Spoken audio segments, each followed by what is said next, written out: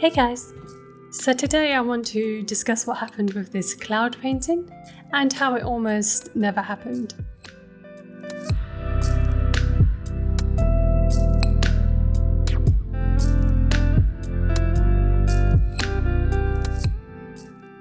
So basically the painting went wrong pretty much right away. So the sky was meant to be a gradient from blue to yellow, and sometimes in nature you do see very, very subtle hints of green, but I ended up placing the paint down way too heavy and mixing so much that I ended up with this insane amount of green in the sky.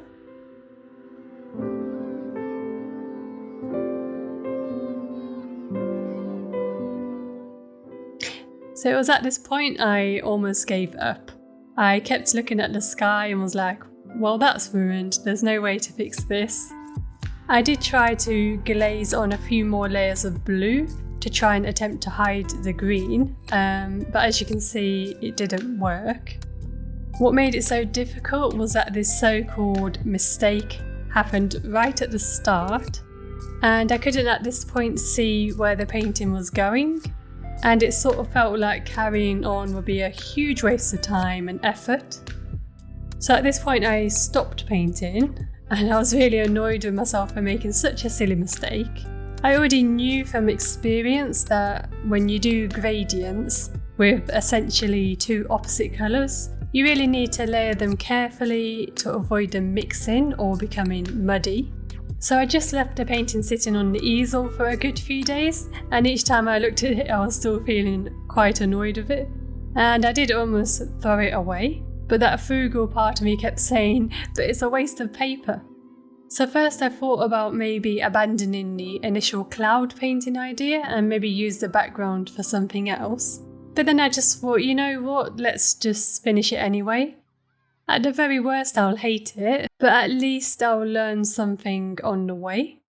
I also knew that due to the way the clouds would be positioned, I'd be covering up large amounts of the sky anyways, so I thought maybe it wouldn't be too noticeable anyway. So that's what I did. I carried on as planned, ignoring the glaring green sky. I pushed back the thoughts of people laughing at the green sky, and I just continued to paint.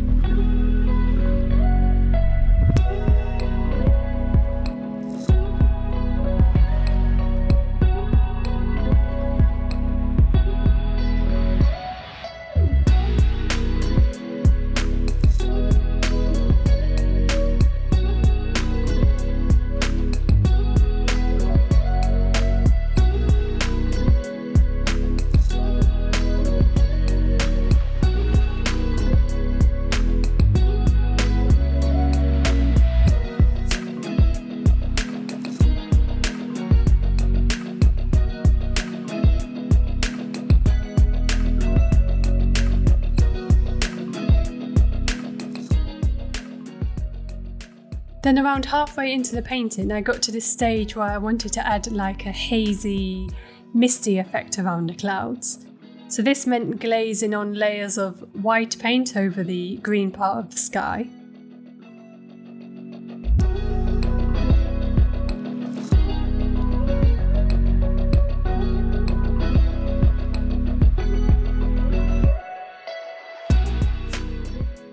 And suddenly something magical began to happen.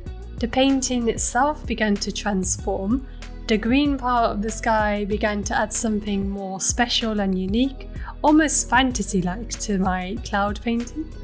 It went from looking out of place to like it belonged, and it sort of began to look like the green sky was always the plan to begin with. So I continued refining the clouds, and I just knew by this point the painting was going to be one I really liked. And funny enough, the green sky and the way it sort of complemented the pinkish clouds was now actually my favourite part of the entire painting.